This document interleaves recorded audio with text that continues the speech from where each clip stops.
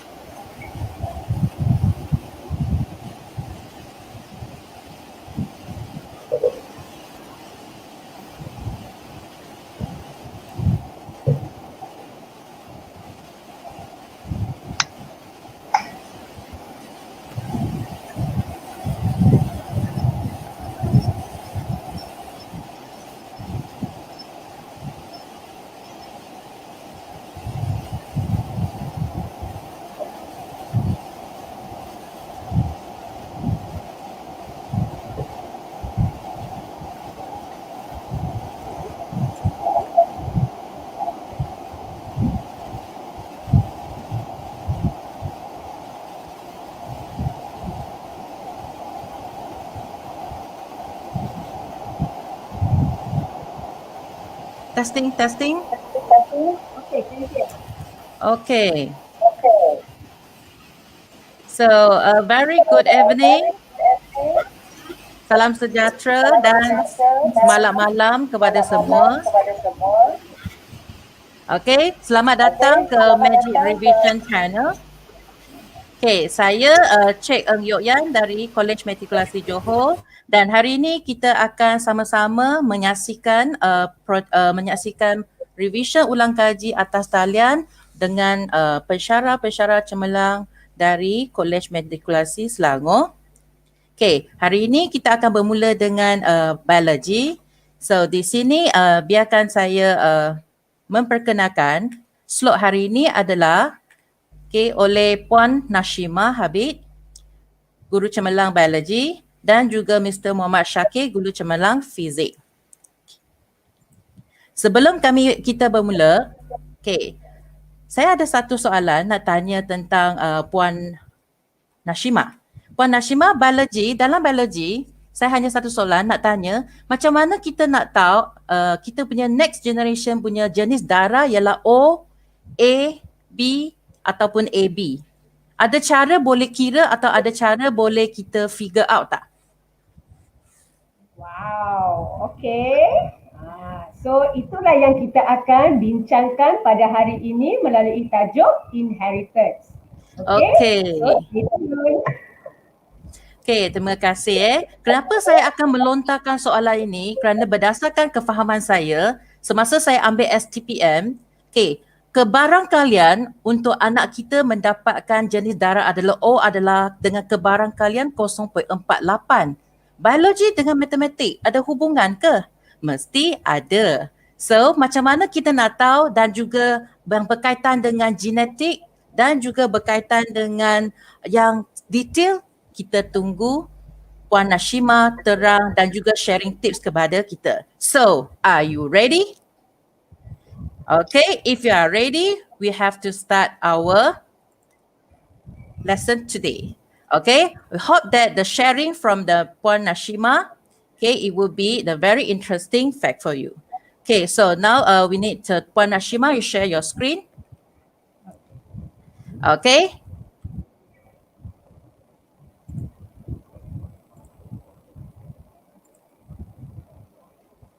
Okay, so sekarang kami serahkan masa kepada Puan Nashima.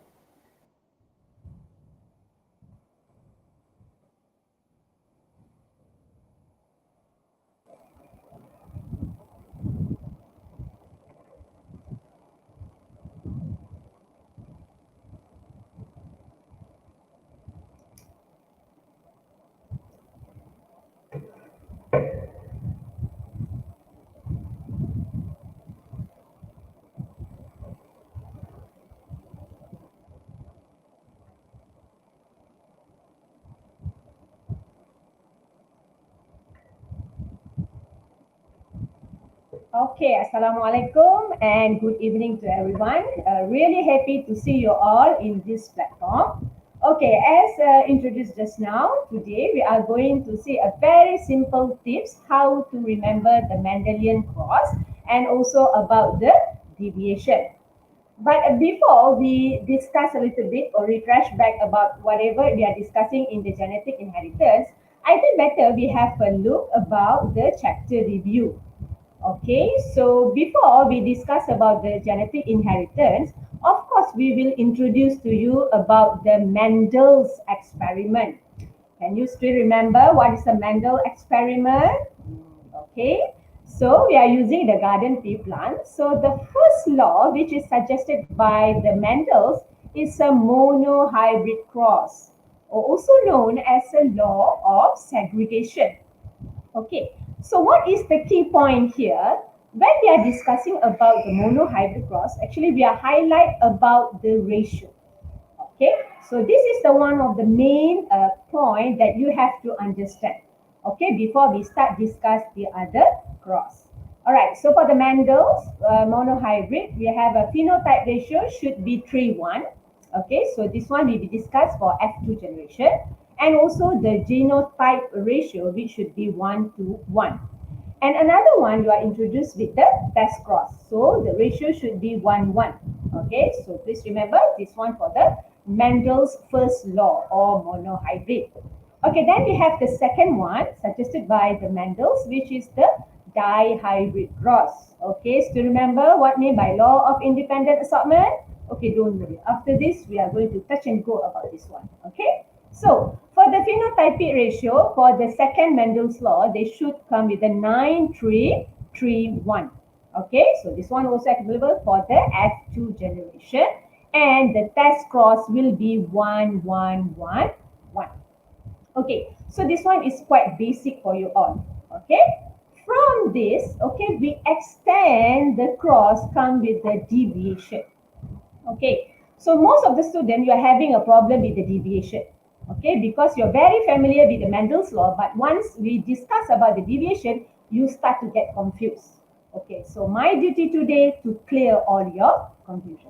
All right, so before we start, okay, I think better we refresh back whatever we discussed during monohybrid cross.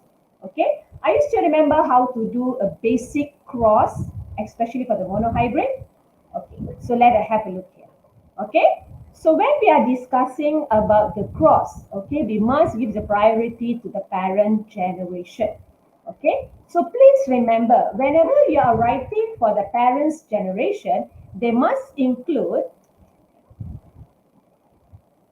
okay, so they must include two characteristics like this.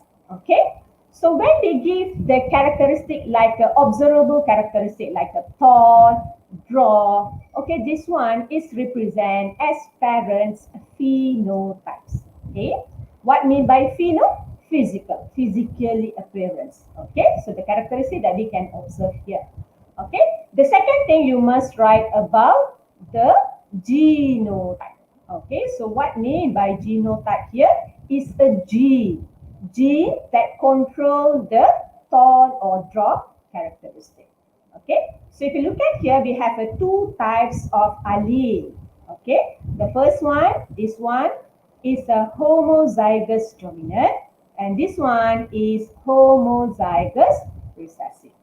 Okay, so when we have a parents like a homozygous dominant and recessive, so when we want to segregate the gamete, so you just enough to write one times like this.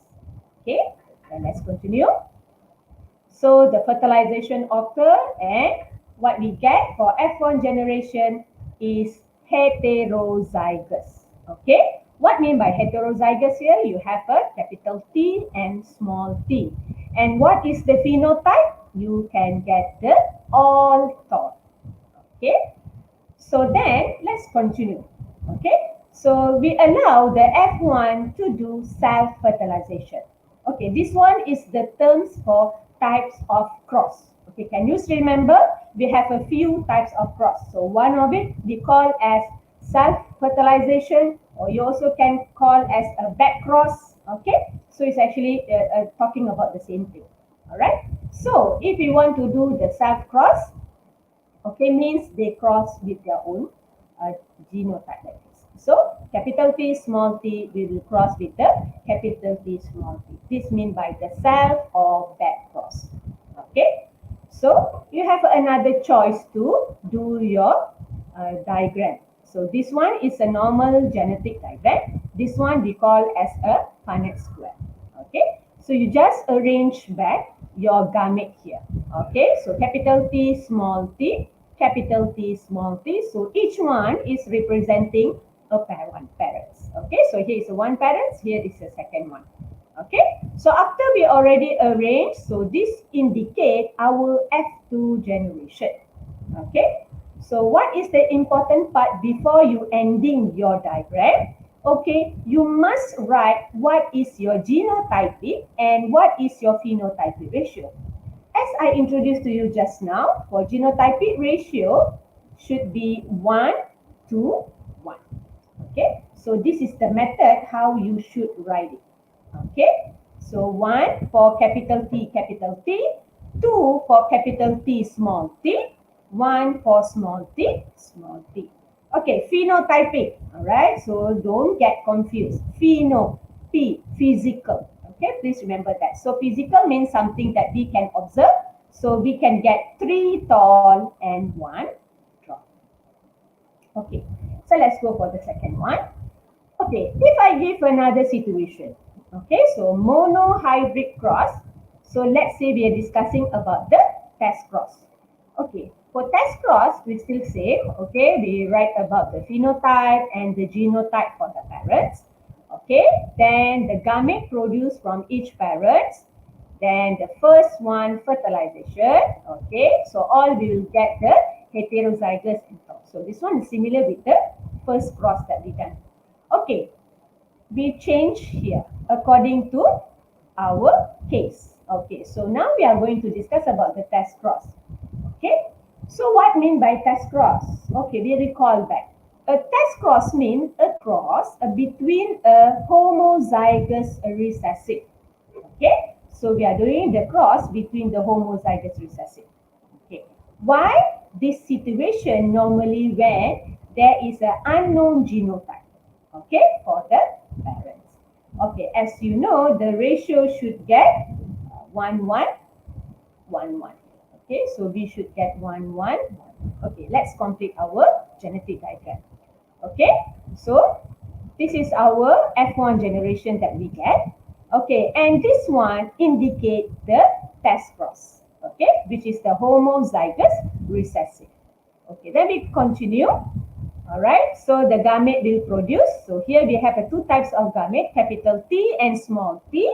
And here we will get the 1T, okay, because it's a homozygous. So you will get F2 generation. And if you look at here, okay, here is 1 tall and 1 drop. So 1 tall, 1 drop. And according to the genotype, you can get 1 capital T, 1 small t, and another one is small t, small t. It's like this. Okay. So when there is a test cross, the ratio for genotypic and phenotypic will be same, which is 1 to 1. All right. So now let's go for the second type. Okay. Dihybrid. All right. What is the difference between dihybrid and monohybrid just now? Okay.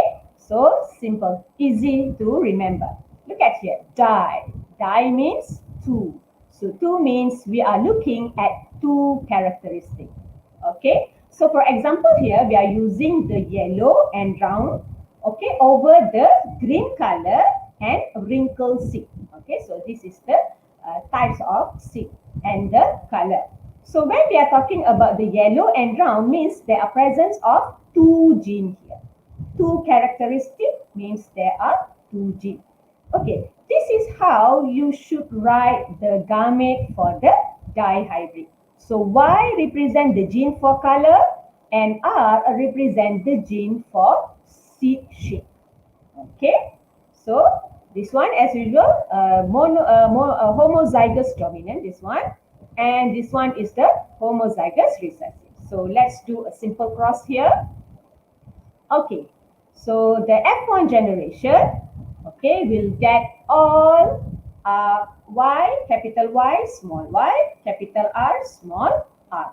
And the characteristic will all yellow and brown. Why yellow and round? Because the presence of dominant gene, dominant allele.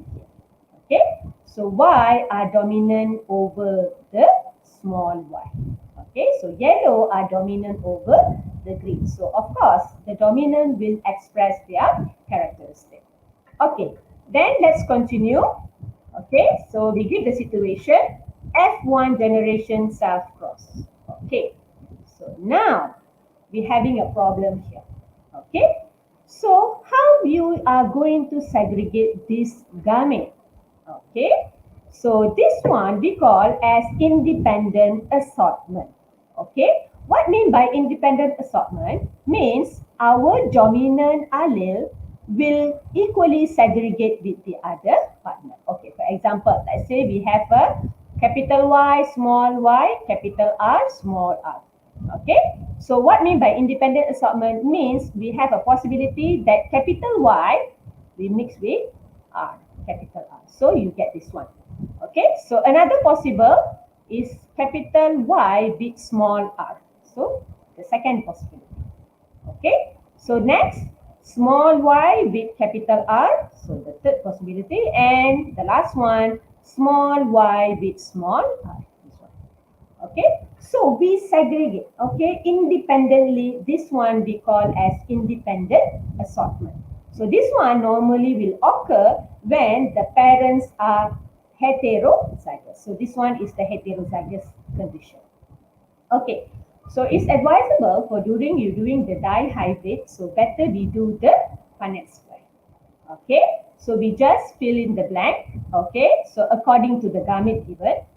All right, so when we count back, okay, so we will get 9331, the phenotypic ratio. Okay, so if we detail up, the 9 is stand for white, so 9 will be stand for yellow, round. Okay, so we have to count here. Okay, so please be careful during your counting time. Okay, because sometimes during your writing, sometimes we make a single mistake. If we do a single mistake here, okay, so we lost the total mark. Okay, so please be careful there. So 9 for the yellow round, 3 for the yellow wrinkle, okay, and 3 green round, and 1 will be green wrinkle. Okay, so actually I get this one from my Punnett square. Okay, it's easy. And here I didn't discuss about the test cross because the test cross here we get a 1, 1, 1, 1. But the method how to do the test cross is similar with the monohybrid that we discussed just now. Okay, so I'm sure you are very clear with the monohybrid and dihybrid. So what is the difference between monohybrid and dihybrid? The first one, mono means only one characteristic is involved, means only one gene is involved. And the ratio, phenotypic ratio should be 3:1 and genotypic ratio will be 1:1. While for the dihybrid, di means two. Two means involving the two gene here. Okay, so two characteristics will be involved. Okay, Okay, in dihybrid, we need to do the independent assortment if we have the genotype in the heterozygous characteristic. Okay, and we will get the phenotypic ratio. Okay, normally for the dihybrid, we are more focusing on phenotypic ratio compared to the genotypic. So the phenotypic ratio will be 9331 and the test cost will be 1111. Okay, so that's a very simple one. Okay, now let's go for the deviation. Okay, what mean by deviation? Okay, so deviation is against the Mendel's law. Okay, so whatever Mendel suggests just now, we are against it. Okay, that is a deviation. All right. So for deviation, we have a few. Okay, let's discuss the first one. Co-dominant. Okay, what you can understand by co? Okay, co. It's similar like a co-pilot. Okay, the pilot must be together. Okay, it's similar like this. Okay, co-dominance here, the two are left. Okay, so normally this one during the heterozygous individual, they are equally dominant. See, according to the Mendels, there should be one dominant and another one should be the recessive. But in this situation, there will be two equally dominant and both will express their phenotype. Okay? All right. So normally for this codominant, we used to discuss using the MN blood group. Okay, so let's have a look one example. Okay, let's say I give you one situation. So there is the M blood group and another one with the N blood group. So how we are going to write the allele or the genotype for the M and N blood group? Okay, it will be like this. Okay, so LN represent the M blood group. LN represent the N blood group. Okay, so now we have a gamete. Okay, LM and LN. So let's do the fertilization here. Okay, then your F1 generation, you will get MN. Okay, we continue. Okay, so let's do the F1 subcross. Okay, so allow the LM, LN cross with the LM, LN. Okay, the gamete will be produced like this. Okay. All right, so what do you get for your F2 generation? Okay, look at here. So this is our phenotypic ratio. Okay, so phenotypic ratio, you get one M blood group, two MN blood group, and one N blood group. Okay, of genotypic ratio also same. One MM, there will be a two MN and one NN. Okay, so look at the ratio here. Okay, so according to the Mendel just now, the phenotypic ratio should be 1 to 1. So this is the phenotypic ratio. Okay, so this is the phenotypic. Okay, but what we get during the codominant allele, we get the 1 to 1 instead of 3 1. So we're having a problem with the heterozygous phenotype. Okay, look at here. So they're supposed to be neither M or N should be the dominant, but now both are equally expressed. So this one we call as co-dominant. All right. Okay, let's go for the second deviation. Okay, this one, incomplete. Okay, what mean by incomplete? Okay, one allele is not completely dominant over its partner. Okay, now we're having a problem. Just now, co-dominant both want to express the dominancy. But now, the dominant don't show its power. That one we call as a incomplete dominant. Okay, incomplete dominant also similar with the co-dominant, means they only will be expressed the characteristic during heterozygous condition. Okay, so during heterozygous condition. So what mean by incomplete here? They will be expressed intermediate phenotype. Okay, what mean by this? Okay, let's have a look at one example. Okay, let's say we have a red flower and another one with the white flower. Okay, so let's say the red flower is dominant over the white flower. So according to the Mendels, supposedly the red flower should show the characteristic. But what happened here? Oops, we get the pink color. Okay, So this one we call as intermediate phenotype. Okay. Common example we are used for the incomplete dominant, okay, is a snapdragon flower.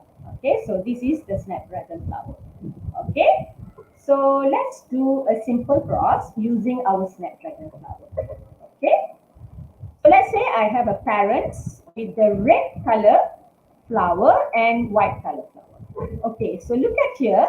This is the method how we are going to write the genotype. Okay, so the allele for the incomplete dominant, we are writing in this way. Okay, okay. So the gamete, okay, so we have a CR, CR represent the gamete for the red flower, and CW, CW, the gamete for the white flower. Okay, so let's get the F1 generation. So we will get all pink color. See, this is the intermediate condition. Okay, so we get the pink color. It means heterozygous condition here. Okay, now let's do the self cross. Okay, so we come up with the gamete here, CR, CW, both sides. Okay, so F2 generation, we will get CR, red color, CR, CW, showing is a heterozygous, so they will produce the pink color, and CW, CW is a white color. Okay, so let's have a look about the phenotypic ratio. So what you get? We will get 1 red, 2 pink, and 1 white. Okay, and how about the genotypic ratio? Also same. 1 CRCR, 2 CRCW, and 1 CWCW. Okay, we go back.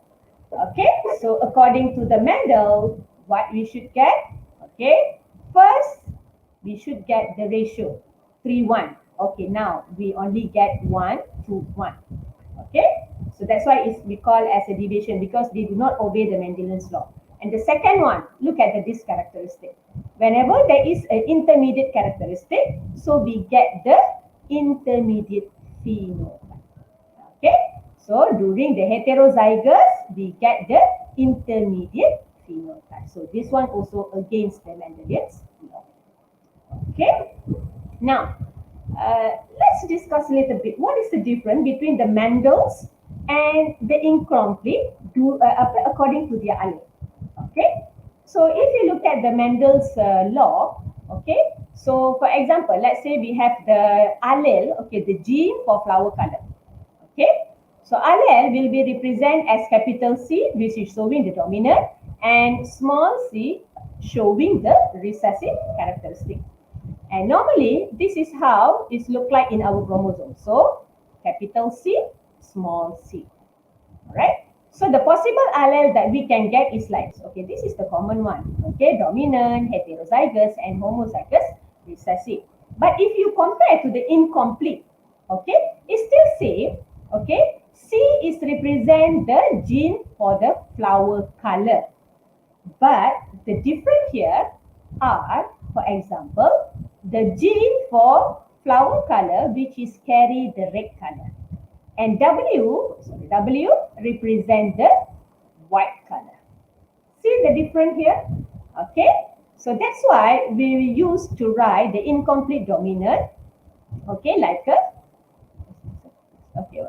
CR and CW. Okay, so we can use the totally two different alphabet.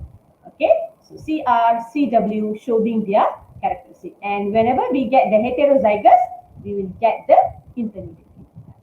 Okay, so let's continue to the multiple.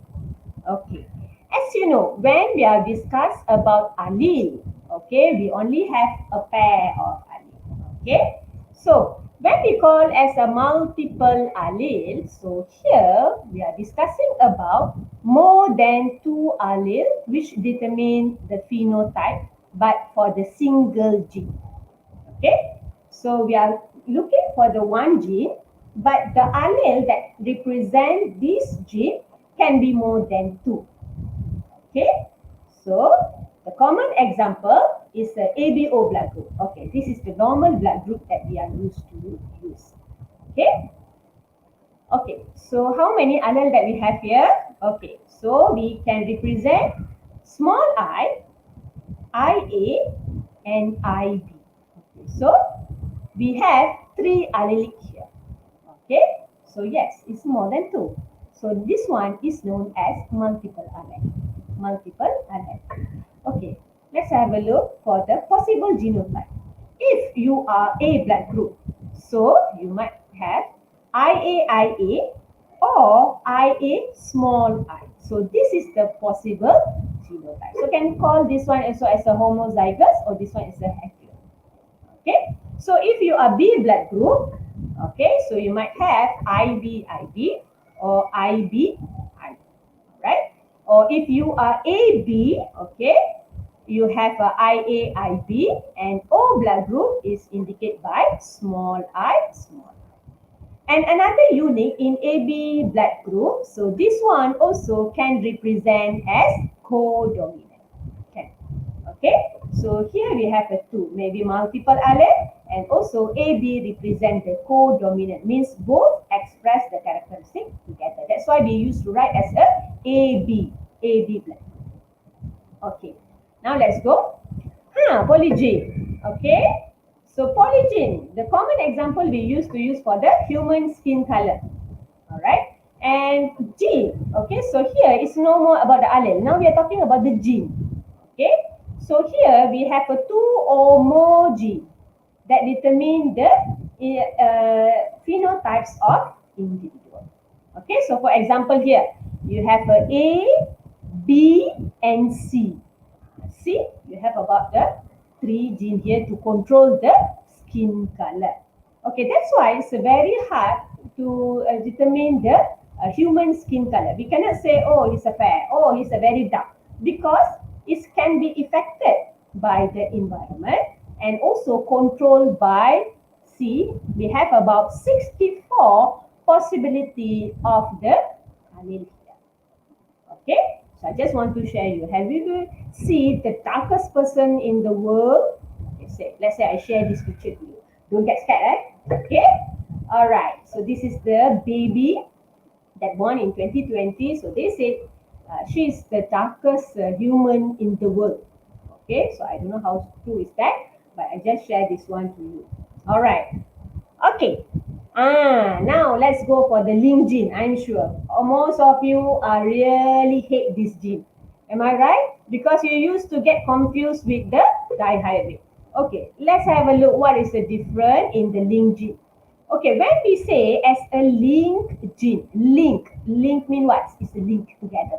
Okay, link together means they are linked at the same chromosome. So like this. So we have a gene A and we have a gene B. Okay, so they are at the same chromosome. See, and they are against the Mendel's law. Okay, why? Because this gene do not undergo independent assortment. Okay, after this I'll show you how the independent assortment between the dihybrid and link are different. They're not occur, so they don't do the independent assortment. Okay, so in this case, okay, in this link, okay, they will be inherit together. But unless there is a chances, but very less during crossing over in prophase 1. Okay, so let's have a look. Okay, this one that I mentioned to you just now. What is the difference between the dihybrid and link? Because the question are similar, you think, but it's actually not. Okay, so the similarity between the dihybrid and link, okay, they are using the 2 characteristics, so they're using the 2 gene here. Okay, that is the similarity. That's the only similarity. Okay, so what's the difference? Okay, now let's look at the dihybrid. So in dihybrid, these 2 genes are located at the different chromosomes. So please pay attention here. Different chromosome. Okay, so for example like this. So you have A capital letter, A small, B, B. Okay, so how you write the genotype for this? So you will write like A, B, B. See? Okay, we arrange A and B together. And what mean by independent assortment? Okay, means this A they can choose. They want be coupled with B small letter or B capital letter. See, you have a choices here: A B or A B small letter. Okay. Or this small a, they can be friend with the small b or with the capital B or small b. See, a capital B, a small b. This we call as independent assortment. So they can choose. Okay, and normally the ratio for the gamete that produced through the independent assortment will be 1/4, equal chances. Okay, equal chances. But let's look at the link. When I say it's a link, means the two genes located at the same chromosome. So look at here. This is the one chromosome.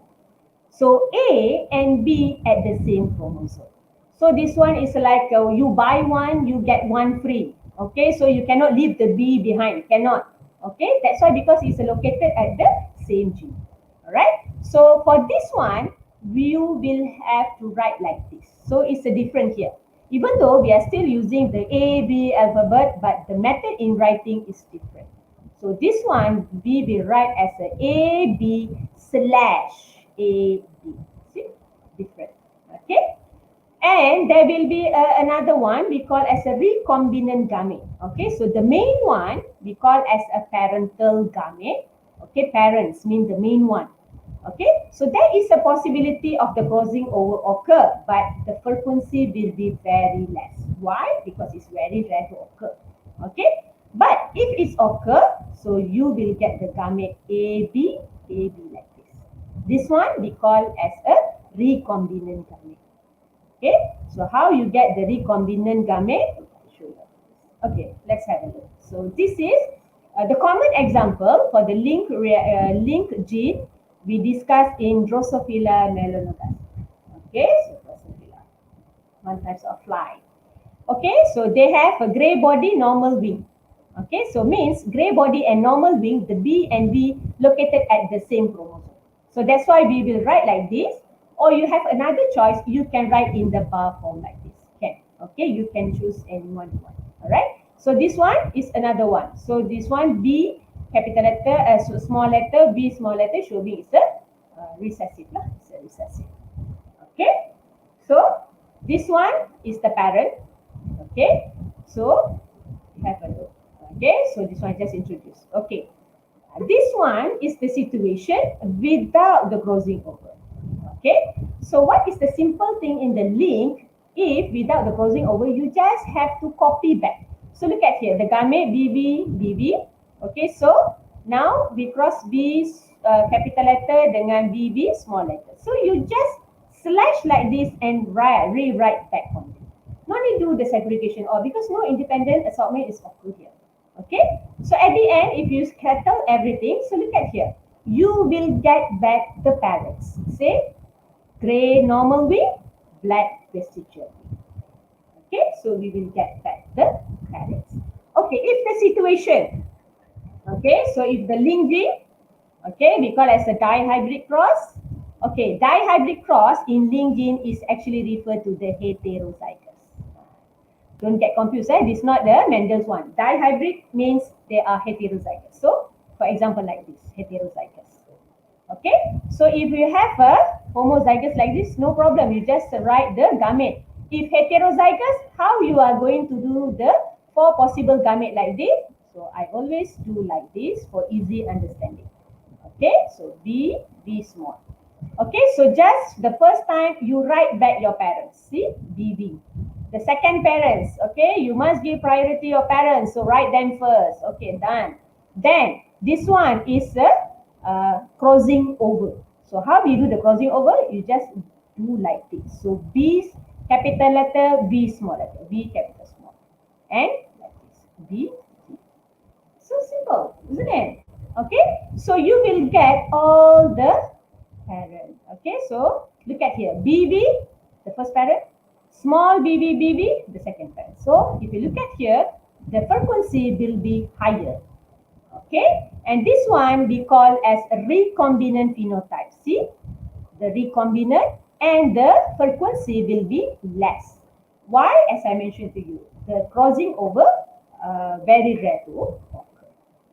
Okay, so this one, Okay, and last one, sex-linked gene. Okay, so sex-linked.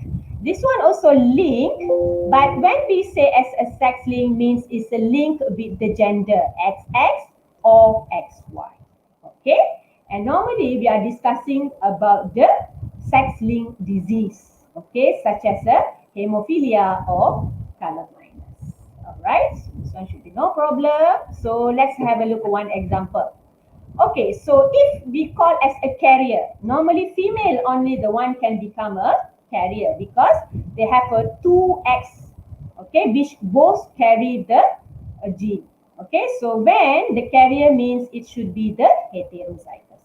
And the male only carry one gene which is located at X chromosome. That's why sometimes we call this one as a X-linked gene.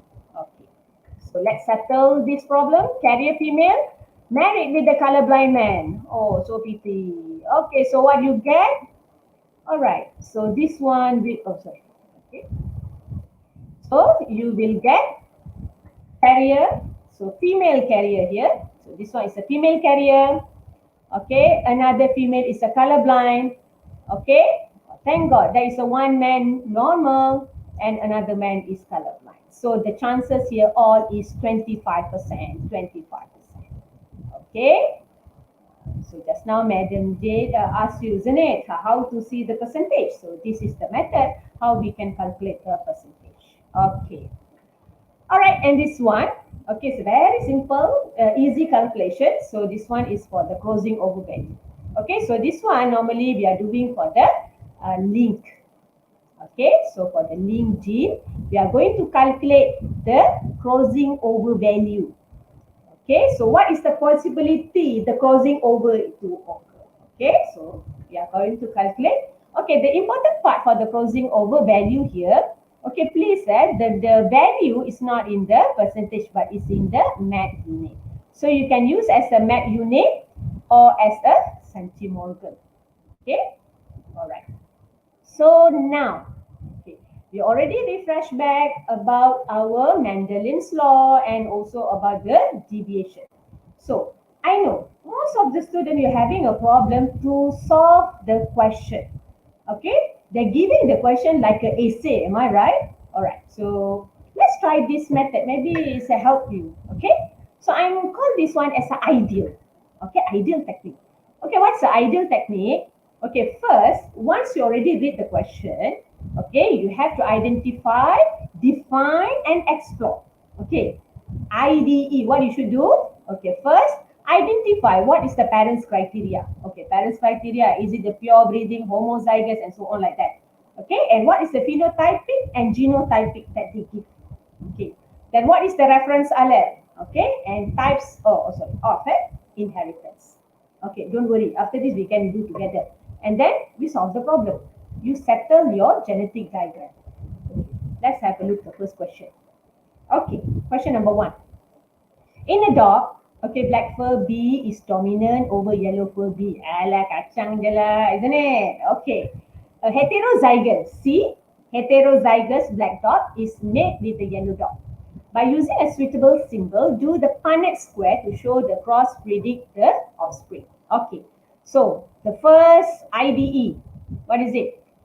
Dog, which is the black fur B and dominant over the yellow fur. So this one is a reference allele. Okay, what I mean by reference allele? Actually, you have to take out what is given, what is the phenotype and what is the genotype is to represent. That one I call as a reference allele here. Okay, the second information. A heterozygous, see, heterozygous black dog is made with a yellow dog. Heterozygous. So this is showing about the parents. Okay, so the criteria parents you get here, which is the heterozygous. So from the reference allele, okay, we know they give you heterozygous. So we use the B, capital letter B small. Then, okay. What is the third one? Okay, what types of inheritance? Okay, definitely because only one characteristic is used here. So this one is the monohybrid cross. Okay, so let's solve the problem. Okay, let's do together. Okay, so from the question you already know it's a heterozygous. Okay, and the another one is a homozygous recessive. Okay. Okay, so they ask you to do the Punnett square. Okay, so please highlight the word Punnett square. So that's why I'm doing Punnett square here. So what do you get? All right, so you get a 1 black fur, 1 yellow fur. Okay, done. Okay, so simple, isn't it? Okay, let's do the another one. Okay, so I don't know, have any idea about this question. Look at it. Okay, some cattle with the red coat is crossed with the cattle white coat. A roan cattle is produced. Okay, what is a roan cattle? Okay, the roan cattle have the red hair and white hair on its coat. Okay, red and white together. See, together. So it's a CR represent the allele for the red hair and CW represent the allele for white hair. Okay, state the genotypic and phenotypic ratios of the offspring from the cross between the roan cattle with the white cattle. Okay, first, take out the information given. Okay, roan cattle is crossed with the white cattle.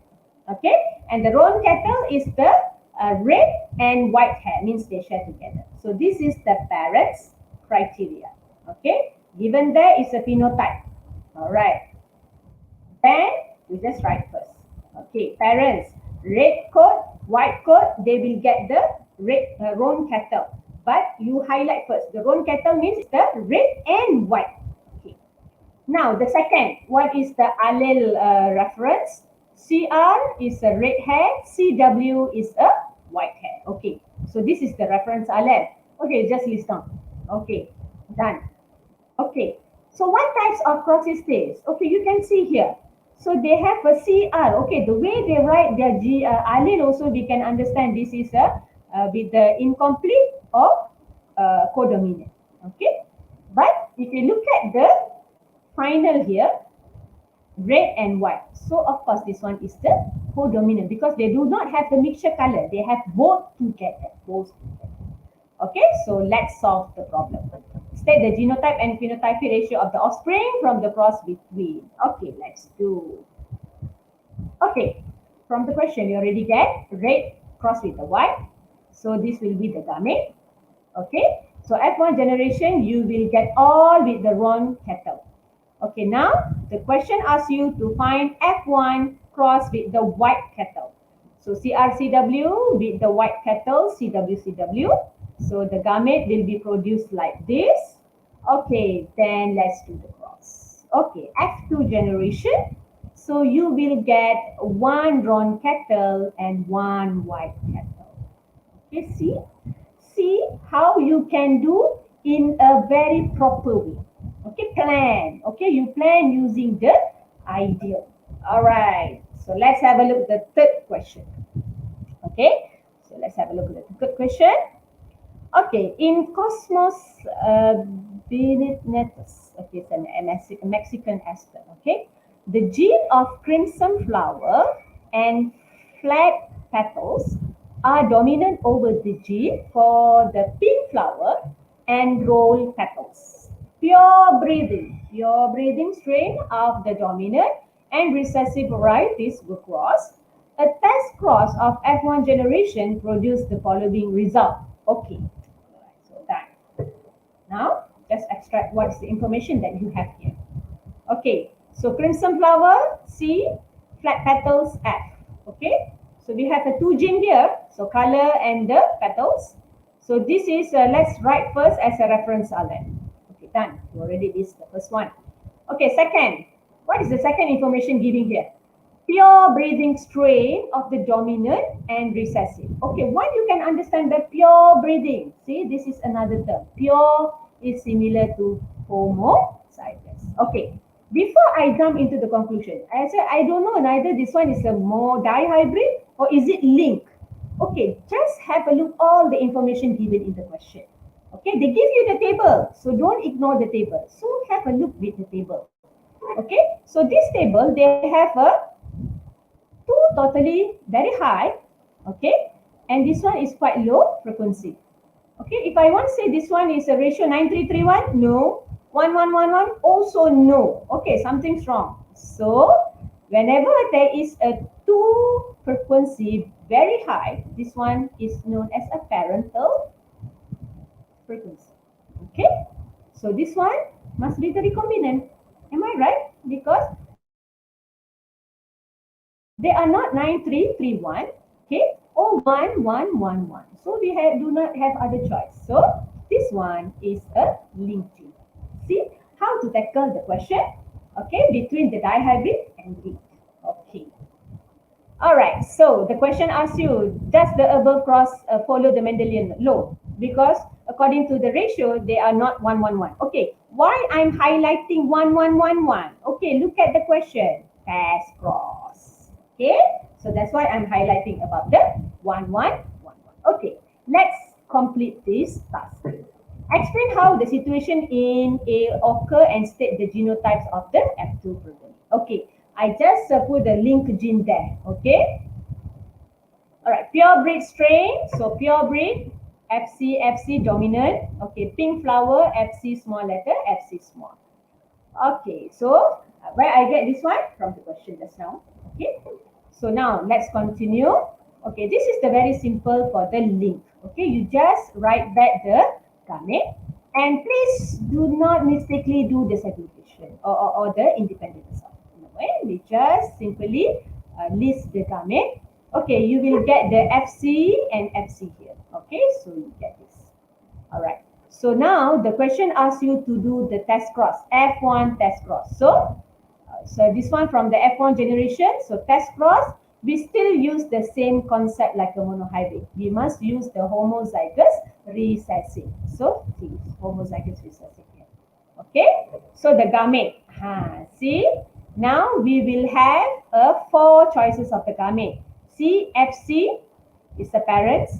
F small c, another parent, and this one F capital letter, C small letter. See, that's now I show you how to do the crossing over, isn't it? Okay, so this is another way. Maybe you can do like this: F with the small c and C with the small f.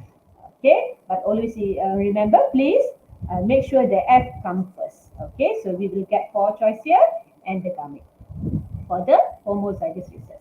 Okay, let's settle this one. All right, so for the F2 genotype, so what do you get?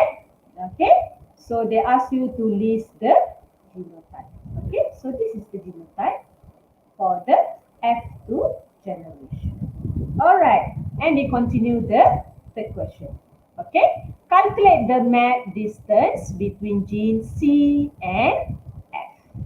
Okay, please remember the very, very simple calculation in biology. Okay, so crossing over. Okay, why? Because we want to see what is the crossing over between the C and F value.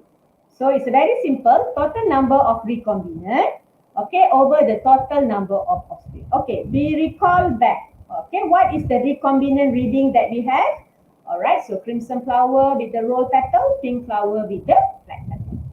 Okay, so just count that. What is the total offspring? Okay, so you just list down that. So 400 over 1,600 times 100%. Okay, so you will get 25. So you can choose any of unit you want to use as a centimorgan or CM. This is not the simple CMS, C small letter and capital letter. Or you want to write as a math unit. Okay, please remember the unit for the COV value is not in percentage. Is in this centimorgan of. All right. Okay. So far, okay. So actually, I have a bunch of the question here. Okay, to discuss with you. All right. So this one is another question. Okay. So maybe you can recall back. All right. Okay. So everything I do in this method. So actually, I have a few collection of the questions that I mix up all the Mendelian, deviation. Okay, so it's very good for you to do this method. Okay, especially those that are always confused. Okay, you easily get confused when you are reading the question. Okay, so it's a very simple method. Ideal means you just come out what is the reference allele given in the question. Okay, you just list down from the question, then identify what is the criteria given. Okay, so it's the same. All right, then identify what the question asks you to do. Okay, so I have a lot here. Okay, this one is answering the misdate question just now. Okay, can we calculate the percentage of your future daughter, future son? What's the blood group? Yes, can. But make sure you know what is your future husband or future wife blood group. Then we can do the calculation. Okay, we can do all this. All right. So, okay, I have a lot here. Right? Okay, so thank you from me. I hope all of you grab as much as information that is possible. Okay, and I hope this ideal method easy for you to understand to solve the inheritance problem. Okay, all right. Thank you.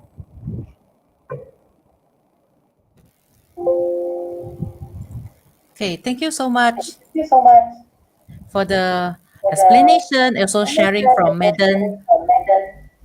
Okay, so now Okay, it's a so now Q&A is the section. Q&A So section. student, you So still can student, write you down still the can write question, down type the the question, question. type the So we question. will give you So we will a give you few minutes to write few down. minutes So right now we now. start So from now the we start from first three questions. the Okay, that will be question. Okay, that answered will be by Medan. answered by Okay, Mendel. so this is the Okay, so first this is the question. first question. Okay, what is the difference between the self-cross and self-fertilization? How to identify them? Actually, it's the same thing. Same thing. Okay, so normally if the question didn't mention anything, okay, they just give you the parent and ask you to settle. They didn't mention anything, so we can understand that one is actually self-cross. Okay, self-cross or self-fertilization is just a term, but both explaining the same thing means you have to cross with your own self. Okay. Okay. Thank Oh, you for the question. okay, thank you, Okay, Kai thank you, Kim, your Kai. question. Your question. So now we proceed to So now we second go to the question. second question. Basically, AB blood groups is a form of codominance. Yes, yes, yes. Actually, when we are discussing about the ABO blood group, so we can apply for two examples. One for the multiple allele, another one for codominant also. Yes, can. Okay, so there Okay. is another So there is question from another the question previous from the student. previous student. Madam, in Mendel's dihybrid cross, was it really necessary to put the fraction number? You can put, no problem. Or if you don't want to put also, up to you. Okay, it's not required. But you have to please make sure if the question asks you the ratio, ratio you have to put in the ratio form, not the fraction. Normally, I know sometimes you used to write as a gamete, isn't it? Okay, AB for example, 1/2, 1/4. Okay, that one is not so necessary. It's up to you. Okay, Okay, so but there first is let's prepare another. some So clues. that Okay, there's another one question from For WNS. for incomplete allele, all heterozygous in F1 generation will confirm intermediate. Yes, yes. Incomplete, yes. Because whenever there is a heterozygous genotype, definitely will be intermediate characteristic or intermediate phenotype. Like just now, we are talking about the snapdragon flower will be all pink color. Okay, the next question from Shakir Ramli. Next, Shakti. Okay, for the link gene, if we forget to put slash when writing the offspring, yes, we'll be totally wrong. Sometimes very sad because most of you, you're very good in doing the gamete, everything. But if you didn't put the slash, it represents it's a dihybrid. So totally wrong. Please be careful. Okay, so I think the question from Kai Kim again. Okay. How about the test cross and self cross? How to identify? Oh, okay, okay. It's a totally two different thing. Test cross means whenever we don't know or unknown genotype. Okay. Self cross means they cross with their own. Their own means if you get the F capital letter, F small letter, you cross back with the F capital letter, F small letter. That one is self. Self. Yeah, you're within yourself. If testing, you are testing, so we always use homozygous recessive for the test cross. Okay, that's the easy method to identify. Okay, the next question from In Chen. how to know whether the question is codominant or incomplete? Okay, so just now, okay, when we do the exercise, if you see there is a wrong color, isn't it? Wrong color means they say the red and white. Red and white. So totally two, but they mix. That one is codominant. If incomplete means there will be a third color. Third color means like a red, white, suddenly you get the pink. So that is the third color, isn't it? So that one incomplete. Okay? Okay, one question. Okay, the question from A for effort, E. Okay. So for the genotype O blood group, we should write small I. Small I. No more IO, no more. That one is the old syllabus. Nowadays, I small. Okay? Okay, there's another one from Tiong CY. Madam, AB is heterozygous, right? Is AABB heterozygous? Oh, okay, can. Both also can. Okay? A, B, okay. No, sorry.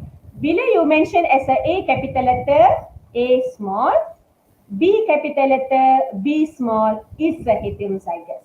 If you write as a capital letter, B small letter, this one we can say as a pure dominant or pure recessive. Pure means A capital letter or small letter. Different, it's a different. Okay, it's a different thing.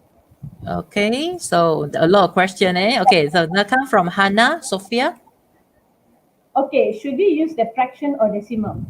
Or both acceptable in Excel? Okay, better you use the fraction. Okay, fraction. Okay, and then one more.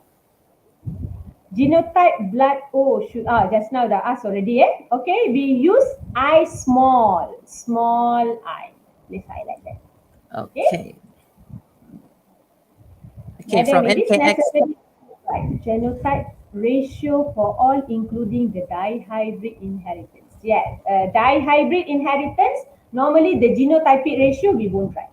Because it's too much. Okay. So normally we only highlight phenotypic ratio for the dihybrid. But for the rest, if you can count, it's a countable one. Okay, you can write. Actually, you can do more in the exam. Okay, it's no problem.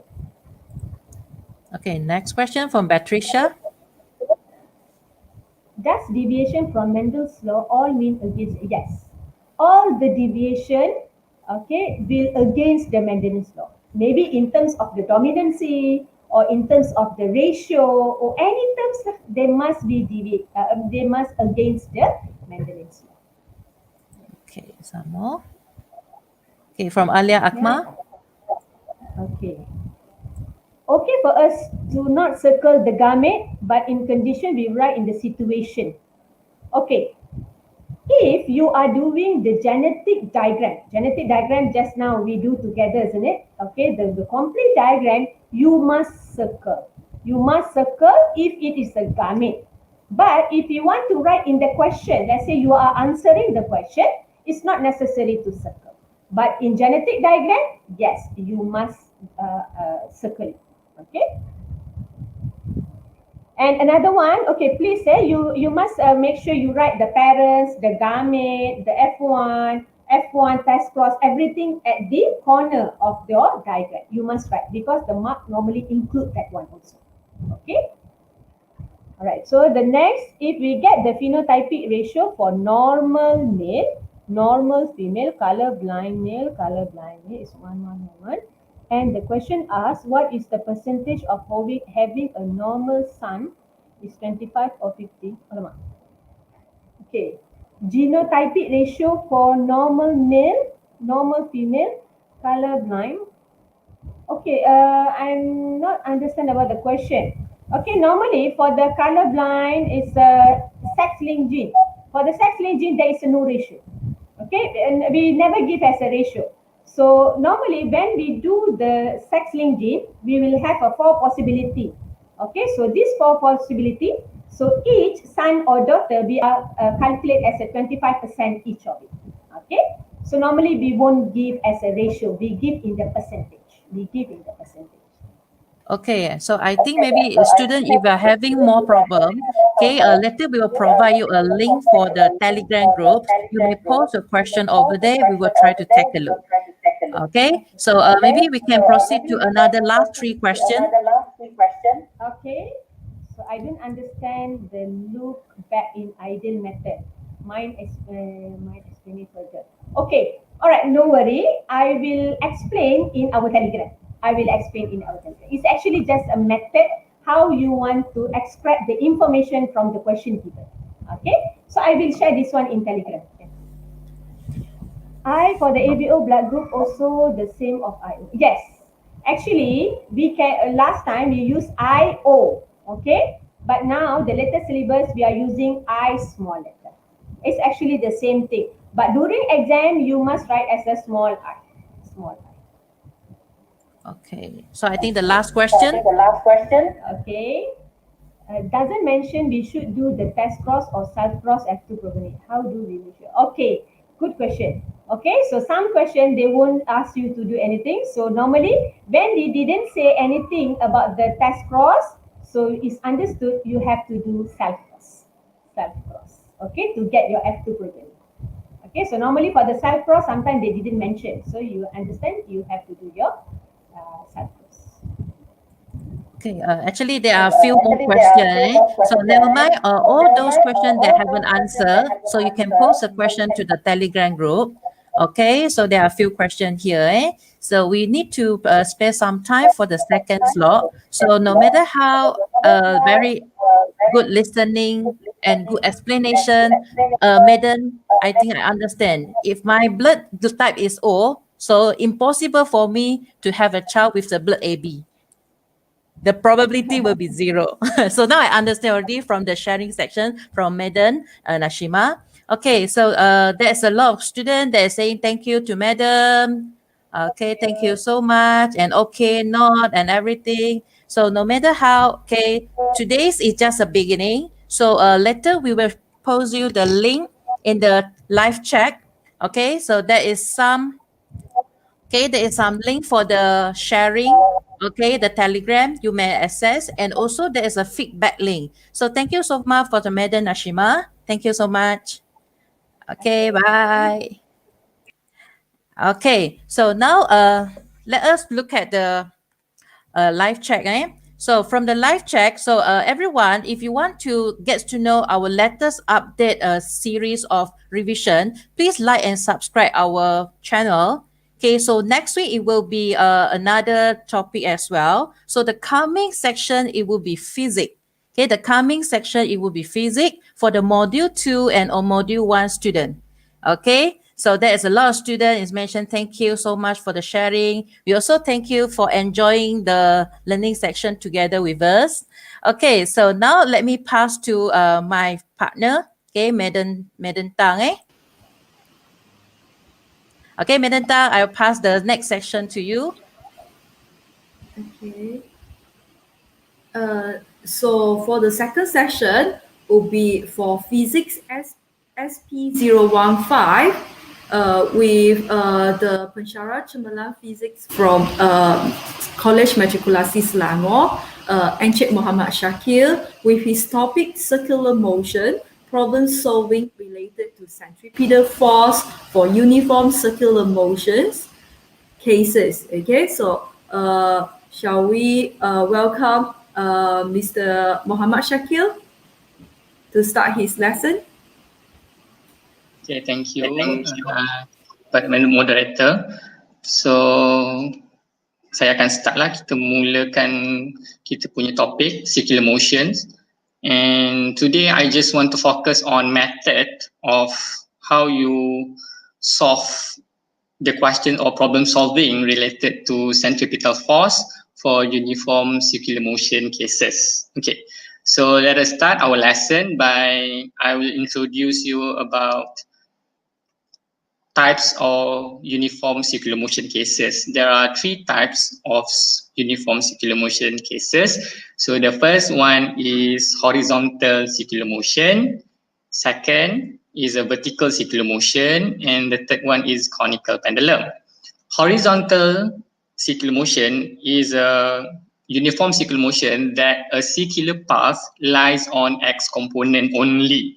So you must focus on X axis. In vertical circular motion, the circular path lies on Y component only. So in this case, vertical circular motion, you need to focus on Y axis only. So in conical pendulum, actually, this case is a horizontal circular motion, but is a special case derived from horizontal circular motion because of the pendulum itself is moving in a horizontal circular motion, but the string that attached to the ball is not lies either on X or Y components. So therefore, later when you are doing your equation, you need to resolve the tension that resides inside of this string into two components, which is X component and Y component. So before we go further, I want to show you an example for each cases.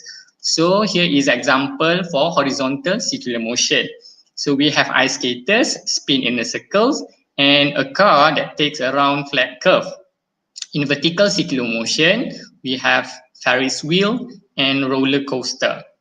In conical pendulum, we have a pendulum with one string and a pendulum with two strings. Okay. Now, I want to show you a step to problem solving. Okay. I created 4 simple steps just to guide you to solving the problem related to uniform circular motion. So the step is called as a SESA, S-E-S-A. So this is a step I created by myself. So just to guide you, okay, it's just a guidance for us to answer the questions. So the first S state is a sketch. Okay, it is a sketch of free body diagram. So the first step that you need to do is sketching a free body diagram. Make it your free body diagram is really clear. So this actually has been taught for you in chapter 4. Okay, chapter 4 forces. So you need to revise this skill, which is you already learned 5 types of forces. And then you need to use all of this skill into the sketching of free body diagram. So second step, which is equation. So after you draw or sketch your free body diagram, you need to create an equation based on our free body diagram. So make sure your free body diagram is 100% correct because of your equation will affected by your free body diagram. Okay, so the second S or the third step is a substitute. Okay, after you have your own equations, you need to extract all the information from equation, from the questions, then substitute into the equations. And the last part is an answer. So you need to write down your answer with a correct unit. So please take note that you need to check your unit also after you calculate after you write the answer. Okay, now let us proceed to step 1, which is sketch a free body diagram. Okay, I will show you step by step how you sketch free body diagram for horizontal. So this is a free body diagram. Okay, so we have ice skaters spin in a circle there. We have 3 force there. So we have normal force. F, the capital F stands for external force, which is pulling force in this case, and we have weight. Okay, so there are 3 forces acting in ice skater spin in a circle. And for car that takes a round flat curve, also we have 3 forces there: normal force, frictional force, and a weight. Okay, so you can see that the difference between these 2 free body diagram is only the X component force, which is in ice skaters we have external force, pulling force, and in a car we have frictional force. So we need to know that even though that these 2 free body diagram is quite similar, but the equation is not the same. So moving for vertical circular motion, okay, you can see in this diagram I've sketched for you 2 free body diagram in each cases. In Ferris wheel, we have 2 free body diagram here. So at the top of the circle and the bottom of the circle. Same goes to the roller coaster, at the top of the circle and also at the bottom of the circle. Okay, so why I've sketched for you two free body diagram. Okay, because in vertical circular motion, we only focusing in these two part, at these two point, okay, at the top of the circle and at the bottom of the circle. Why? Because of at this point, at the top and the bottom, we have minimum and the maximum value of a normal force, okay? And also for the tension, we have min and the maximum. So, okay, why the normal force is keep changing, either min or max, and why your weight is not changing? Okay, this is very simple. Your weight is depends on your own mass. When you are moving, you are not losing your weight or gaining your weight at all. So that is the reason why the one that keep changing is a normal force. Okay, normal force need to change depends on the position where you are in the circle. So at the top part of the circle, we have a minimum normal force. And at the bottom part of the circle, we have a maximum normal force. Okay, so you can see in Ferris wheel, your free body diagram is quite similar, which is normal is pointing upwards and weight is pointing downwards. But in roller coaster, you have totally opposite free body diagram, which is normal and weight at the top is facing towards center of the circles, while at the bottom part of the circle, we have normal force forcing upwards and weight is forcing downwards. Okay, now we proceed to conical pendulum. In one string cases, we have only two force, which is tension and also weight. And we also are given the angle. Okay, we need to transfer the angle. And then in two string cases, we have three forces, T1, tension 1, T2, tension 2, and the weight. Okay, so for those students that have a really big problem in determining, okay, the equation, I will show you after this, okay. So now we proceed with the step 2, which is write the equation. Okay, I just choose only one example from the previous example, so you can see it clearly how we need to construct our equation based on our free body diagram. So in horizontal circular motion, okay, verticals and conical pendulum. So first of all, how we start? We're writing down our very basic formula, which is FC equal to MAC. If you notice, this actually the second Newton's second law, okay, which is you already learned in chapter 4. Okay, we are using the same law that you using in chapter 4. So that means that F, which is in this case FC, stand for centripetal force, is a net force. Okay, it is a net force. So centripetal force can be any force, depends on the cases, depends on the situation, depends on the question itself. So centripetal force is keep changing. Okay, it's not a fixed, just a centripetal force. Centripetal force actually is a net force, is a total force. Okay, so let us focus in horizontal circular motion first. So this is our diagram we already sketched before. I'm taking ice skaters and as our example. So we have three forces here: normal, pulling force, and weight. Okay, now we start by writing down our title. In this case, horizontal circular motion, we are focusing on X component. So we're writing down our X component. Okay, then how we start? Just look at the X component only. So any force that you can see from your free body diagram that facing towards, that lies in X axis. So that is the only force that responsible for your centripetal force. Okay, so in this case, we have here the external force or pulling force. So our equation will be F equal to mv squared over R. Okay, I'm changing, if you notice, I'm changing the AC into V squared over R. So we have our equation F equal to mv squared over R. So that mean that we doesn't have Y component? We still have Y component in this case, but we are not focusing on Y component. Why? Because of in X component only that we have our velocity. In Y component, we are not moving in Y component. So there's no motion there. So that is why we're not focusing on Y component. So, but if you want to have your equation in Y component, that means your equation will be N minus W equal 0 and your normal force equal to your weight. Okay, now we'll move to vertical circular motion. Okay, so we have our free body diagram, which is I'm taking in Ferris wheel.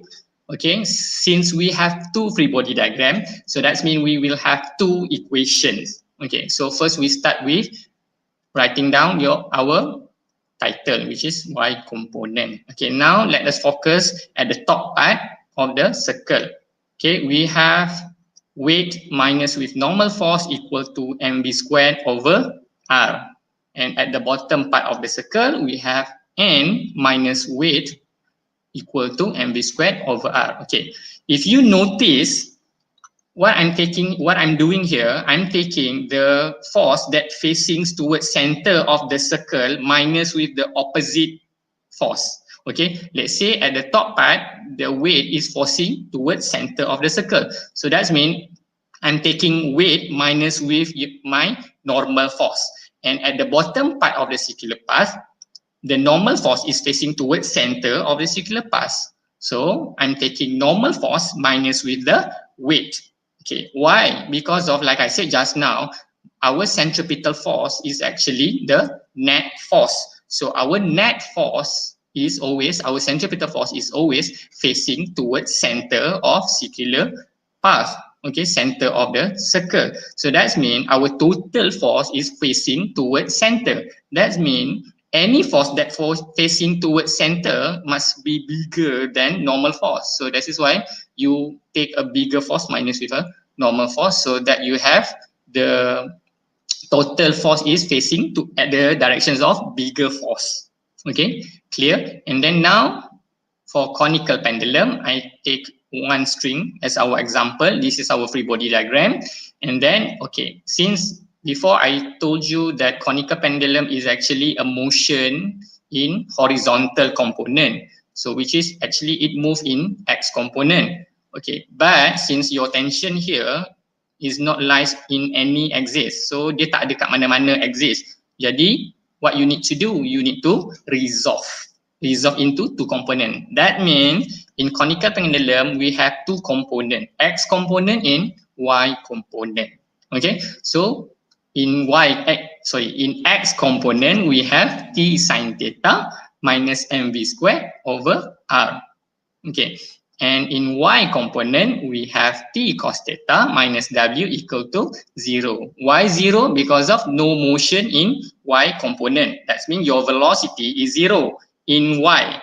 So anything that times with 0 is equal to 0. So from here you can simplify, become T cos theta equal weight W. Okay, so that's it for second step. Now we proceed for our third. Okay, before we proceed to our third step, I want to show you for any student that have a really big problem, how to determine which one is a sin theta, which one is a cos theta. Okay, here are simple tips I sharing with you. Okay, how you can just using these tips to make an equation, a simple equation.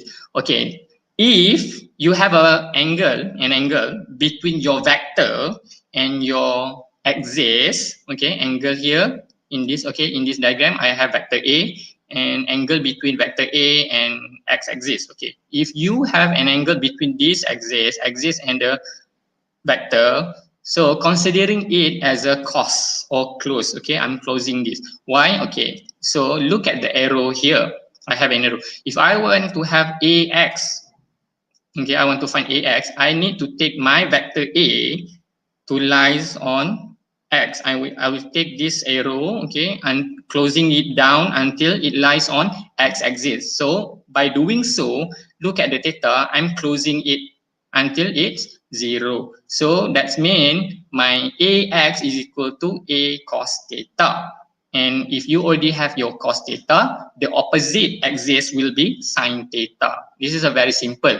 Same goes to the another example. If your theta is lies between vector A and Y axis, so AY will be A cos and AX will be the opposite one, which is A sin theta. So remember, when you are closing your angle, it is cos. This is a simple tips I want to share with you. So you can take it. And we proceed with our third step and the fourth step. Okay, substitution the informations and write down the answers. Okay, these two steps I will show you inside of the question because of we need to apply in the question. So let us look at the question. We will start with horizontal circular motion. Okay, we have a 3,500 kilogram car that enters a curve of radius 10 meter on a flat road at 30 meter per second. Calculate the net horizontal force required to keep the car moving around the curve without slipping. Okay, so first of all, we need to extract all the information given in the question. So we have mass 3,500 kilogram, R, which is radius 10 meter, velocity equal to 30 meter per second. Then we start with our SESA step. The first S is sketch. Now we are sketching our free body diagram. So here is a free body diagram that I already sketched for you. So we have three forces here. Friction, which is lies on X component, normal force upwards, and the weight downwards. So we already have our free body diagram. Make sure it is correct. Okay, so this is remember this is a horizontal circular motion. So we start our equation, our second step, our equation by stating the basic formula FC equal MAC. Then we're writing down our title X component because we want to indicate, we want to tell people that we are focusing on X component here. So just remember, just look at the force that lies on X component. In this case, you can see from the free body diagram, we already have our friction. Okay, so our equation will be friction equal to mv squared over r. So this is our equation, and substitute the value, substitute the mass, substitute velocity and the radius. And using your calculator, calculate all the things, and you can get your answer 3.15 times 10 power of 5 Newton. So that's it. We have our SESA here, S-E-S-A. Okay, now we proceed into next questions in vertical circular motion. A 16-gram ball is swung vertically using a 0.5 meter string. Calculate the minimum tension in the string if the speed of the ball is 2.5 meter per second. Okay, remember this is asking for minimum tension. So minimum tension, you need to take note about that. Okay, so we have all the information. Mass equal to 16 gram. Convert into SI unit 0.016 kilogram. Radius 0.5 meter. Velocity equal to 2.5 meter per second. Okay, so we start with sketching. So this is our free body diagram. I'm sketching two free body diagram here. So at the top part and the bottom part. Okay, at the top part we have weight and the tension, which is facing towards center of the circle, and at the bottom part we have tension facing towards center and the weight which is facing opposite. Okay, and then again tension at the top is a minimum tension, at the bottom is a maximum tension. So the question asking at the minimum, so which is we are focusing on at the top. So writing down our basic equation, FC equal to MAC. So state what is our preference. We are choosing top part of the circular path, at the top part of the circular path. Then we can have our equation. Remember, look at the force that facing towards center. Okay, so in this case, at the top part, tension and weight is facing at the same direction, meaning you need to add up these two force. So T plus mg equal mv squared over r. Since the question asking you to find your T, so rearranging the equations, substitute their information, make sure everything in SI unit, then calculate the answers. You get T equal to 0.043 Newton. And again, we have our SESA technique, S-E-S-A. Okay, let us proceed for the third question, conical pendulum. Okay, this is a quite tough question. Figure 1 shows a 4.0 kilogram object is attached to a vertical rod by two strings. The object rotates in a horizontal circle of radius 1.30 meter at constant speed 6.0 meter per second. Calculate tension A in the upper string and tension B in the lower string. Okay, we need to find two tension here. So first, writing down the information. we have mass 4.0 kilogram, radius 1.30 meter, velocity 6.0 meter per second. Okay, we start with our step there. First, sketch. Okay, here our free body diagram. We already given the figures. So the only things that we need to do is just add up a weight there, okay, which is facing downwards. So we already have tension A, tension B, and the weight. Now we start our equation. So FC equal MAC. Since in conical pendulum we have two components, X and Y component, let us focus on X component first. Okay, so just make sure your TA and TB lies on X component. So you can see you are given the angle there 50 degree, lies between tension and the X-axis. So that means you need to know which one is already a cos, which one is already a sine. So in this case, I have X component as our title, and we have TA cos theta plus TB cos theta equal mv squared over r. Simplify the equation, you can get our very first equation TA plus TB equal mv squared over r cos theta. So this is our first equation. Okay. Now we focus on Y component. Okay. Still using the same free body diagram. So our Y component, okay, TA sin theta minus TB sin theta minus mg equal 0. Okay, first Y 0, again because of there's no motion in Y component. You are not moving in Y component, tak bergerak kan dekat Y. So we are moving only in X component. So that means our velocity in Y component is equal to 0. So that means total is 0 here. Okay, Y minus here. Okay. If you resolve your TA, it will facing upwards for Y component, and TB and weight already facing downwards. So the upper force minus with the lower force. Okay. TA sin theta minus TB sin theta minus mg equal 0. Then rearranging the equation, simplify, we get the second equation, which is TA minus TB equal mg divided by sin theta. Okay, now we already have our two equations here, TATB equal mv squared over r cos theta, and TA minus TB equal mg divided by sin theta. If you already have two equations, starting from now, okay, it's just a mathematical method. Okay, it's just a math, no more physics anymore. Okay, it's just a math. If you have two unknown, in this case TA and TB, and we have two equations, the only thing that you need to do is a simultaneous equation.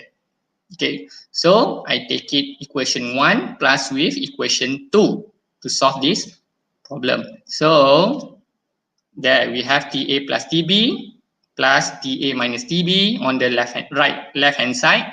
On the right hand side, we have mv squared over r cos theta plus with mg divided by sin theta. Okay, simplify the equation, we get 2TA equal mv squared over r cos theta plus mg divided by sin theta.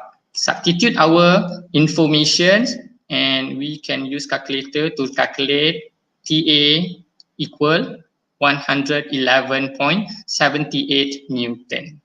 There again, we have our SESA technique, sketch, equation, substitution, and answers. Very simple, just a 4-step. Okay, so let us settle for our TB. We already have our TA. Then you can choose, substitute the TA into any equation here, either 1 or equation 2. So in this case, I choose equation 1. Okay, I'm stating again, my equation 1, TA plus TB equal mv squared over r cos theta. Rearranging the equation and substitute all the informations given, and I have TB equals 60.55 Newton. So there again we have our SESA steps, SESA.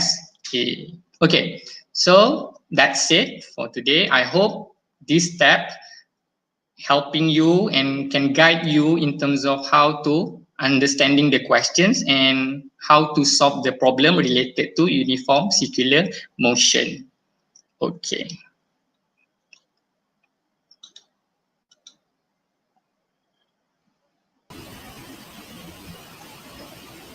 Thank you, Mr. Shakil.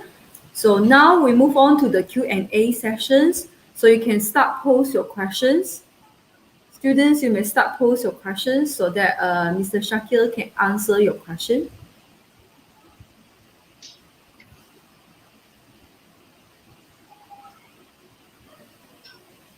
Okay, so FC equal MAC can be required for all types of circular motion.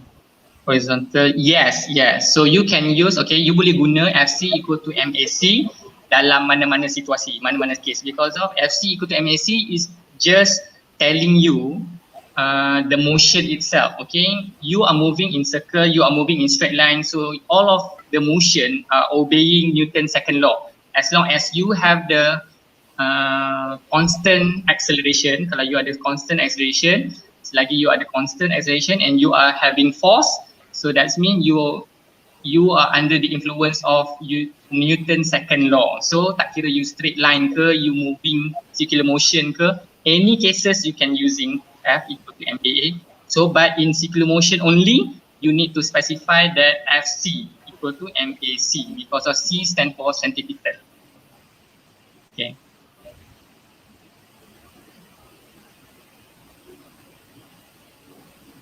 Thank you. Okay, for the calculation in vertical part, why does T at the top is considering as T minimum? Answer. Okay, macam ni. You are moving kan, kita bergerak daripada tak kira lah counterclockwise or clockwise. Okay, you bergerak daripada bawah naik atas, pusing. Okay. If you have a ball, okay, the ball itself has a mass, ada mass, okay, mass itu yang memberikan kita punya weight. Means you are under influence of gravity, you have a weight, okay.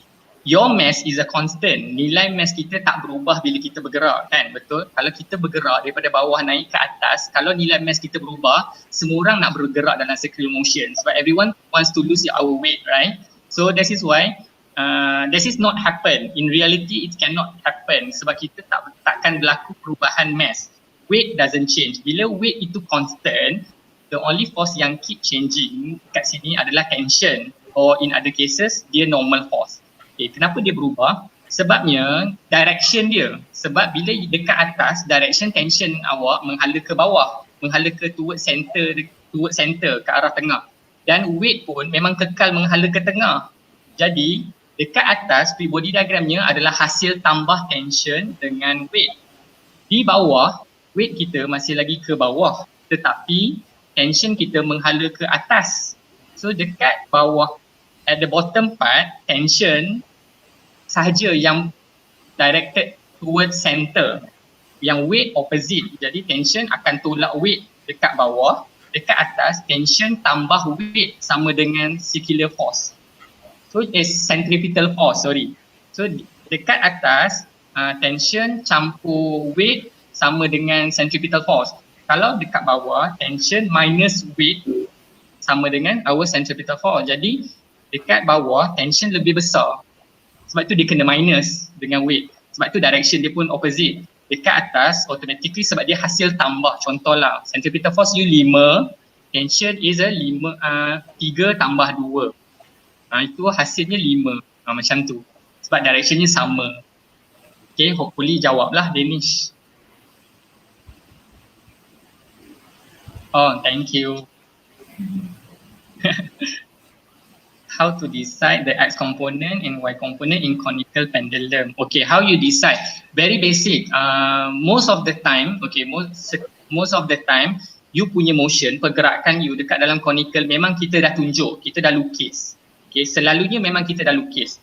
Okay, tetapi kalau let's say lah, katakan you tak tahu sebab dia tak lukiskan gambar rajah untuk direction of conical pendulum ni ke mana, senang saja. Macam mana kita pandang kertas, okay, you already learn dekat dalam matematik kan, kalau you nak buat graf, label X kan, paksi X, paksi Y. Paksi X mesti horizontal, paksi Y mesti menegak. So when you look at the paper, when you see the diagram, yang mana melintang tu is a X component, yang mana menegak itu adalah Y component. Very simple. Okay. Minaj. Does net force towards center is centripetal force? Yes, but specifically hanya dalam circular motion saja namanya centripetal force. Dalam chapter 4, you move in a straight line. So it's a linear motion. So we call as a net force. Actually it is the same concept, cuma different name.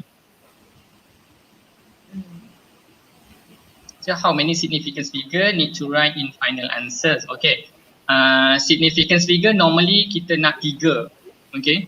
Tapi kalau you susah, kadang-kadang kita terima je 2 decimal places, terima dah. Jangan terlalu banyak. So I find derivation difficult. Can you explain on how can we derive some equations? Okay. Here are tips. Macam ni. If you want to derive the equation, okay, first you need to know which the circular motion is in horizontal, vertical or conical pendulum. First you need to differentiate. Kenal pasti you punya case yang mana satu. Okay. Yang kedua, lepas you dah kenal pasti, okay, kalau contoh, kalau dia adalah horizontal sahaja. So you hanya fokus pada X component force. So mana-mana daya, mana-mana force yang berada pada paksi X yang horizontal, yang melintang dalam lukisan awak, itulah yang akan you guna. And then kalau you nak tengok, kalau let's say dia melibatkan lebih daripada satu force, contohnya you ada 2 jenis, tension dengan weight. Okay, dua-dua facing the same direction. Okay, nak pakai tolak ke nak pakai tambah? Okay, nak tengok tambah ke tolak, tengok direction pula. Kalau dua-dua dah berada pada paksi, tengok which one yang membawa ke which one is yang menghala ke arah tengah bulatan, towards center of circular motion. Kalau yang menghala ke tengah itu akan jadi hasil kita. Jadi that one must be the bigger force. You need to minus with opposite force. Kalau dua-dua force facing towards the same direction ke tengah, ambil dua-dua tambah saja. Itu a tips lah if you still have a difficult. So tengok case. Kedua, tengok yang mana force berada pada paksi yang kita nak tengok. Kalau horizontal, tengok paksi X. Kalau vertical, tengok paksi Y. Kemudian force mana menghala ke tengah bulatan, yang tu kena tolak dengan opposite force. Kalau dia same direction, tambah saja force. So on the right hand side, mv squared over r. Only that. Okay. So ada beza tak kalau dia suruh cari magnitude of tension atau find tension? Yes, memang ada beza. Sangat-sangat ada beza. Okay, yang pertama, you need to know that tension adalah force. Force is a vector. Vector ada magnitude dan arah. Bila dia sebut magnitude of tension, okay, your answer must always mesti dalam positive value. Mesti sentiasa positif sebab kita nak nilai dia saja and we don't care about the direction of the tension. But if dia tanya find the tension, you mesti state atau nyatakan the direction of the tension itu. Okay, maksudnya bila you dah dapat calculation, you dah kira, and then you need to state lah the direction dia ke mana. Kalau you tak nyatakan pun, you kena tunjuk dalam lukisan. Okay. So the calculation in conical circular motion, how to identify the cause and sign for the previous question due to the direction the arrow should I make the y-axis at the pole all. Okay.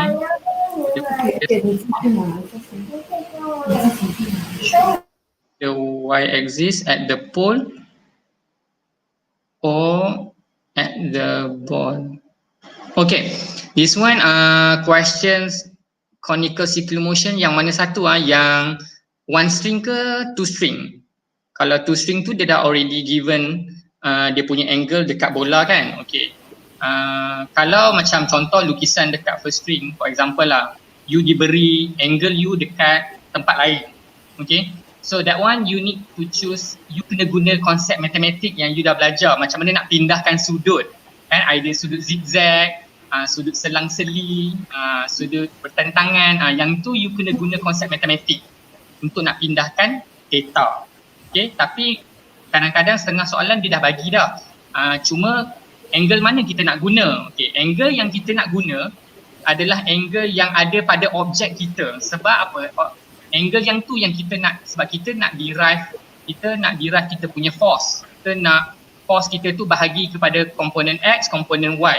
Jadi angle mesti berada di antara vektor dengan mana-mana paksi. Make sure you punya angle di situ. Kalau dia bagi gambar rajah angle tu di tempat lain, kena pindahkan angle itu ke your punya vektor dan juga mana-mana paksi. Tak kira lah dia berada di antara Y dengan vektor ataupun antara X dengan vektor. Okay. So is it confirm for FY component 0? Then it's because FY is affected by centripetal deviation, right? Okay. It is not 100% confirm sebab dia bergantung kepada keadaan. Sebab kalau dalam vertical circular motion, you punya FY component is ada value, is not zero. But in pendulum, yes, memang you tak bergerak langsung dekat paksi Y, and sebab itu you dapat FY komponen dia equal to 0. And dekat paksi X pun sama in horizontal, sebab dia adalah horizontal, paksi X saja kita bergerak, jadi Y komponen dia memang confirm 0. Tapi kalau case dia vertical, dia tak confirm 0. So you need to tengok case. So for the horizontal part, why does frictional force is directed toward the center and is it not along the path? Thank you, sir. Okay. Because of senang saja. Okay, friction ni. Okay. So soalan ni sebenarnya datang daripada konsep paling asas circular motion, yang paling sebelum, yang very basic lah. Bila you bergerak dalam bulatan, you need to have a force that pulling you towards center. Sebab kalau kita tak ada force yang memegang kita untuk terus bergerak dalam bulatan, kita akan bergerak keluar daripada bulatan tu dalam linear motion. Okay, saya bagi contoh. Kalau you ada bola, you ada tali itu yang memegang bola itu supaya kekal bergerak dalam bulatan. Kalau tali tu putus, meaning no more force, tak ada force kat situ. So kalau case kereta, in this case kereta, kita bergerak atas jalan, you boleh belok, right? Memang kita belok tu kita pusing steering kita, betul. Tapi force yang menyebabkan kita boleh pusing itu adalah is a friction between tayar dengan kita punya jalan. Buktinya kalau you hujan, you senang tergelincir. Sebab itu you akan terkeluar daripada bulatan ataupun you senang accident. So the reason why friction tu yang menyebabkan you boleh bergerak dalam bulatan, dan friction itu kenapa dia menghala ke center, sebab bila you bergerak dalam bulatan, force yang bertanggungjawab adalah centripetal force. Jadi friction itu memang kena bergerak ke center lah, sebab dia yang menyebabkan kita boleh bergerak dalam bulatan. So this is why frictional force is directed towards center instead, bukan along the path. Okay. So reaction force in circular motion must be centripetal force. Reaction force in circular motion must be centripetal force. Maksudnya reaction force ni yang mana? Sebab reaction force ni nama lain bagi normal force. Okay. Dalam circular motion, centripetal force tu adalah net force, daya bersih, bukan reaction force. Reaction force ni adalah another name for normal force. Actually the full name is normal reaction force. Okay. So centripetal force is a net force, not reaction force. Did we need to draw a table for X and component? Okay. If it helping you, kalau dia nak membantu awak nak membezakan the equation, yes, you allowed to do the table, to draw the table. Kalau you tak buat pun okay, sebab equation dia tak panjang, biasa je. So cuma you need to differentiate which one is X, which one is Y. Tetapi kalau you rasa dengan melukiskan jadual itu membantu, you boleh lukis, tak ada masalah. Good explanation about that. Okay, maybe next. Okay, oh, thank you.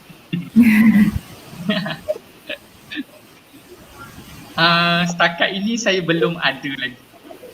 Nanti akan datang. Of normal force of Ferris wheel and roller coaster different at high point. Okay. Kenapa directionnya berbeza? Senang saja.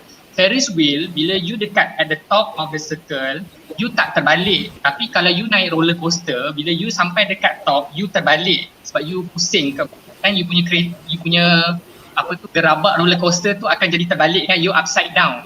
Okay, roller coaster you upside down bila dekat atas. Tapi kalau Ferris wheel, you tak upside down. Jadi normal force itu adalah normal force antara you, orang yang duduk tu, okay, your weight dengan normal force you duduk dengan bangku tu. So you ada bersentuh dengan kita punya kerusi, you duduk kan. Bila you duduk, persentuhan tu, so that is direction of normal force. So bila roller coaster, you terbalik. So normal force pun you terbalik lah sebab you dah, kepala you dah kat bawah kan. Kalau you punya Ferris wheel you masih berada tegak bila you dekat top. So that is why normal force pun affected lah. Or 0.5 in particular distribution and string slack. Apa maksudnya? Theta between 90 degree 0 to 90 degree in vertical component. The vertical cycle motion and string slack.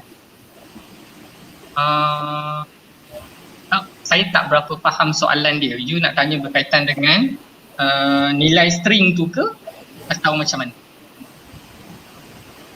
Tapi kalau you so magnitude of tension hanya untuk tension value saja kan? Tension saja dari value di dalam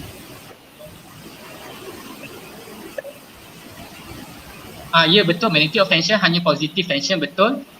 Bagi tension saja perlu value dan arahnya, betul. Tapi dalam buku lain magnitude of tension akan bagi angle. You kena tengok tension tu dia ada angle ke tak. Sebab kalau tension tu berada di atas paksi, memang kita tak akan bagi tahu angle lah. Tapi kalau tension tu antara paksi, okay, between is a result, apa kata orang tu? Resultant vector, so you kena bagi angle lah.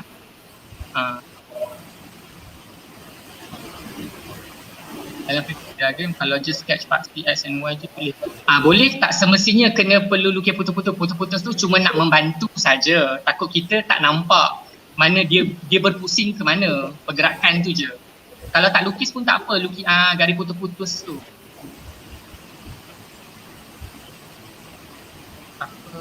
Apart from Ferris wheel and roller coaster, what is actually a question for vertical cycle motion that is always asked? Which thing? Ferris wheel, roller coaster, satu lagi yang tu, a pendulum tapi kita bergerak dalam vertical. Kita ada bola attach dengan string bergerak dalam vertical, or kadang-kadang ada soalan, kita ada baldi, you have a pail, you have a water there, a bucket with water, you tie with a rope and then you move in a vertical cycle motion. When the car is moving to the left, why do we tend to lean to the right? Okay, the reason why you tend to lean to the right is because of you have another force there. Okay, actually you are not learning that yet, but I'm telling you as a additional information. We call that force as a centrifugal force. Okay, centrifugal force is the opposite force daripada centripetal. Centripetal, bila you naik kereta, centripetal tu dekat friction. You rasa centrifugal sebab you berada dalam kereta. So, you akan bergerak opposite direction daripada pergerakan kereta tu sendiri. So, the force itself is a centrifugal force, which is dia away from the center. Dia opposite direction lah dengan centripetal. Okay, any question lagi? Okay, thank you.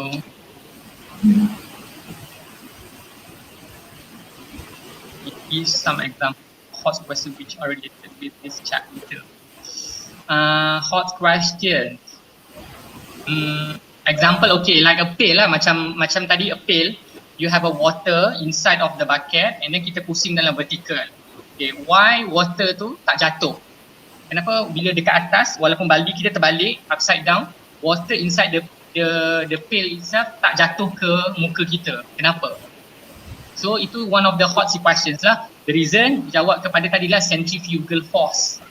There is a force that balancing the centripetal itself. So sebab tu dah tak jatuh. Tapi syarat kita kena bergerak lah. It's no different if ask magnitude tension or tension only. Magnitude tension ada different. Tension, kalau ditanya magnitude, you hanya perlu bagi nilai dia saja. So jawapan mesti make sure dalam positif. Kalau dia tanya tension saja, you kena state, nyatakan arahnya ke mana dan jawapan you kena bagilah magnitude dia. Arah tu you boleh tulis dalam bentuk angle, degree dia ataupun lukis, ataupun you boleh tunjuk dalam bentuk sign, tambah ataupun tolak, minus kan.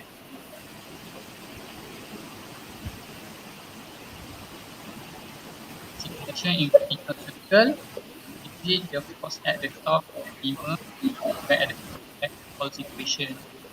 Yeah, for all situation. But you must careful kan, you kena tengok force yang mana. Maksud dia kalau yang boleh berubah tension, normal force, memang boleh berubah. Tapi kalau weight tak boleh berubah. Jangan pula you tulis dekat atas weight you berkurang. Tak ada weight orang tak berkurang. Your mass are not changing, okay? You cannot change your mass. Our centripetal force is following the question right. Example, if question say moving horizontal, so Fy equal to 0. Then moving vertical, yeah, betul, yes. Depend on the question lah. I have simple question of rolling people and to explain the diagram.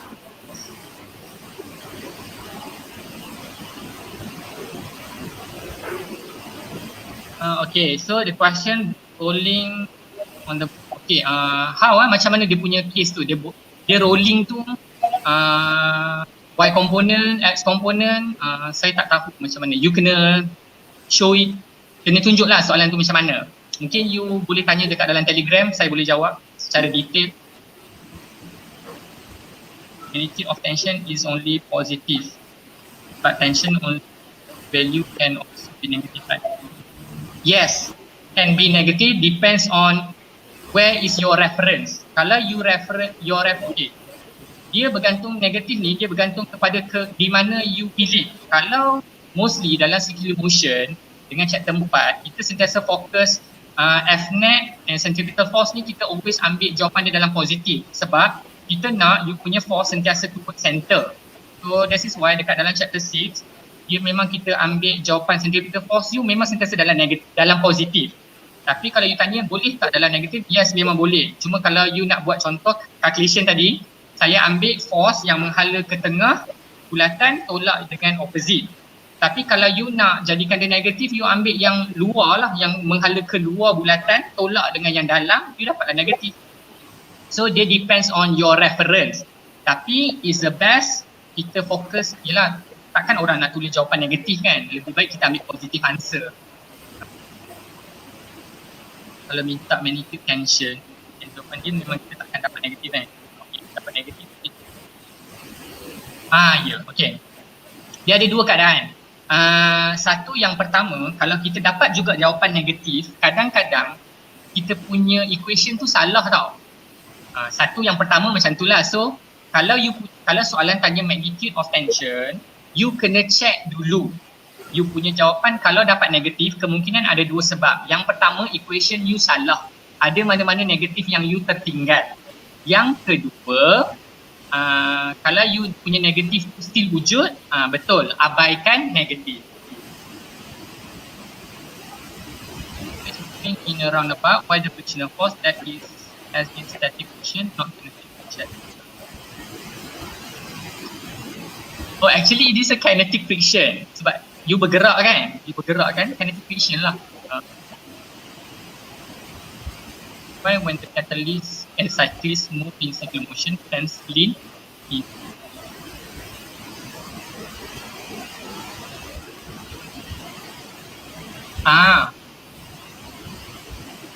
dia bergerak ke, you leans inwards. Oh ya, you lean inwards.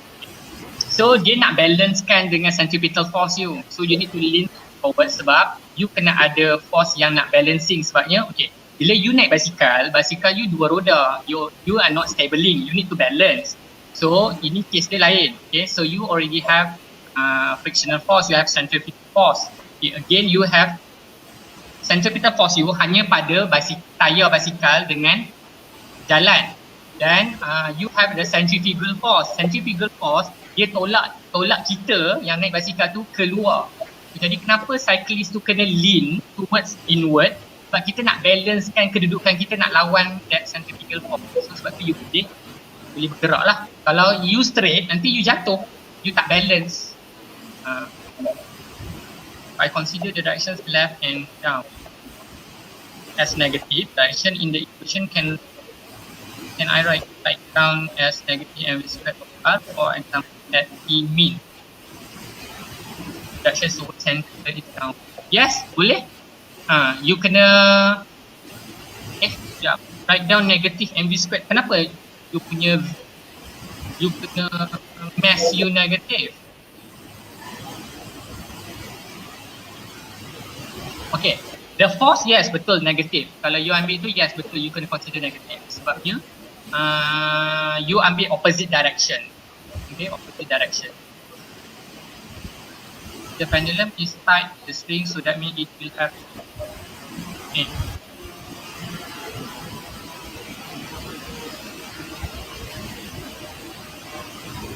pendulum is tied to the string, so that string will have normal force tak wujud. Why normal force tak wujud? Sebab normal force only wujud when you have a contact, bila kita sentuh.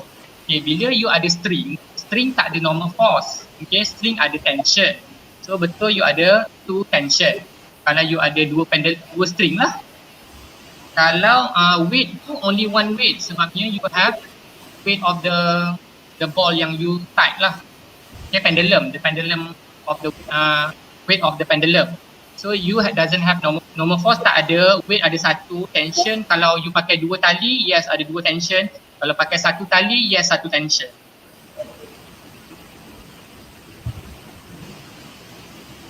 Selalu kita chapter in SPM.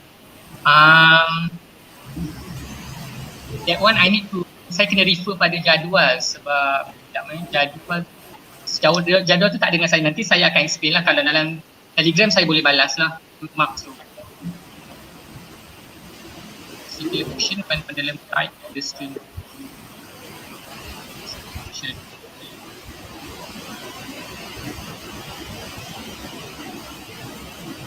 Is type.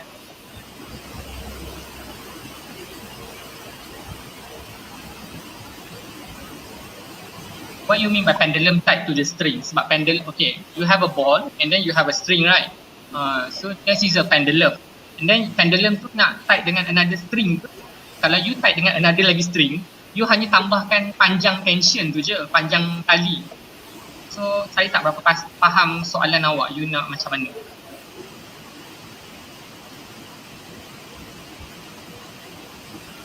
What is the instantaneous rest? What is the first instantaneous rest? Apa maksud you first instantaneous rest? Ni dalam kes macam mana? Chapter 2 ke? Saya rasa ni macam instantaneous rest ni macam chapter 2. Soalan you macam tergantung. Maksud awak first instantaneous rest ni macam kes macam mana? You bergerak macam mana? Oh okay, sorry.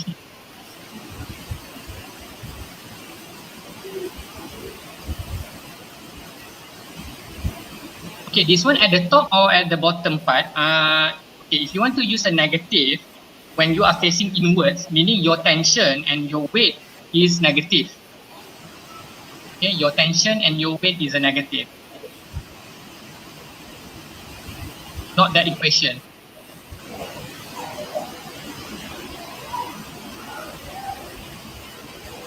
Oh, chapter 2. Yeah. Instantaneous rest. So you punya instantaneous velocity is equal to 0. So meaning you doesn't move.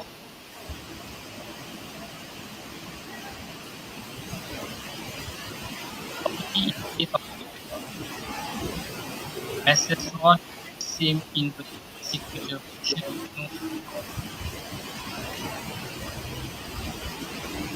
Particle velocity in case of string.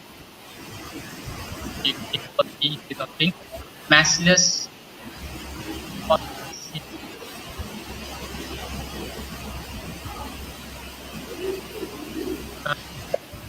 Okay, saya tak faham soalan. So kalau type string and the string putus, will the velocity of the pendulum for sebelum dan sewaktu string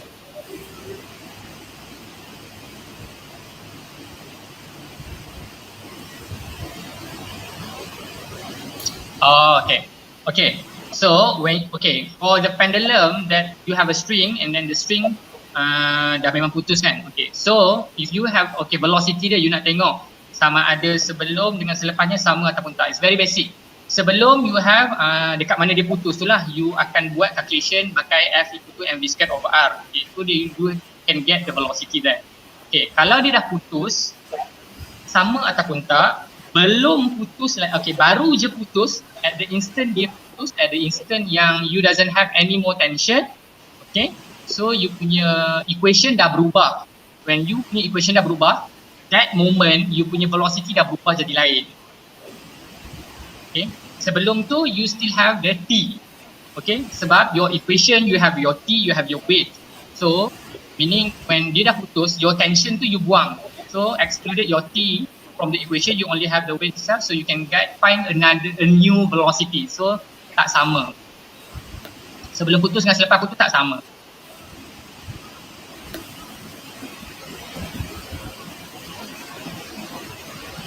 Question lagi?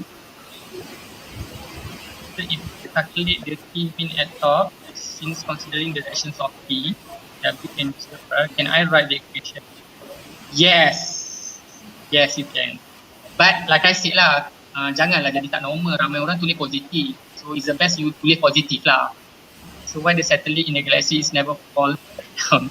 Is it because of situation? Yes, you are moving circular motion and the centripetal force dia adalah your gravity, gravitational pulling. Sebab gravity keep pulling, it's certain. So this is why you keep orbiting at your own orbit. Tak boleh lari. Kalau you lari sikit orbit you jatuh lah. Terkeluar. Thank you.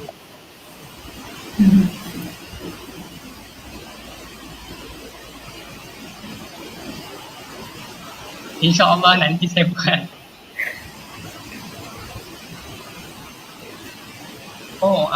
Maybe after this.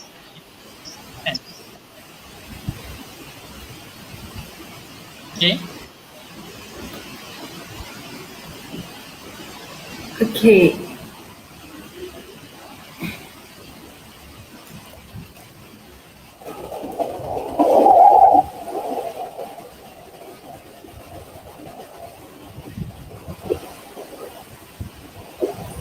Okay, so no more question for the physics. So to answering the question just now, many students asking about where to get the link. Okay, be patient. Later after we finish the broadcast, we will send the link in the live chat. Okay, so in the chat, you just click and then just enter the group. Okay, and at the same time, do not forget to give some feedback about the slot 1 biology and also physics. Okay, so thank you so much for Madam Nashima and also Mr. Shakir and also moderator Madam Tang and me, Miss Jade. For today's, we hope that this program and activity can really helping you how to do revision in a proper method. Okay, with the proper method. So many students ask us to subscribe the YouTube channel, especially Mr. Shakir. So no matter how. Okay, so based on our poster, okay, I would like to remind you again. So for today's is finished. For next week, you have to stay tuned for mathematics. Okay, for the next week, the next section, it will be on 4th December. That is a mathematics. Okay, so any update, it will be given in the Telegram group. So the moderator later, we will send the link into the comment. So if you still have any question regarding today's topic and lesson, you may try to send in the group. We will try to answer you when we are available. Okay, so there is a sharing group that you can send a question there, and you can answer the question for behalf as well. Okay, so anything you would like to mention or conclusion from Madam Nashima? Okay, thank you for everyone. Okay. Join our Okay, so thank you for everyone. Do not forget, next week, stay tuned, is mathematics. Okay, it will be presented by Madam Lim Hui Cheng and also me, myself, Miss Jade from College Matriculasi Johor. Okay, so that's all for today. See you. Bye. Bye, everyone.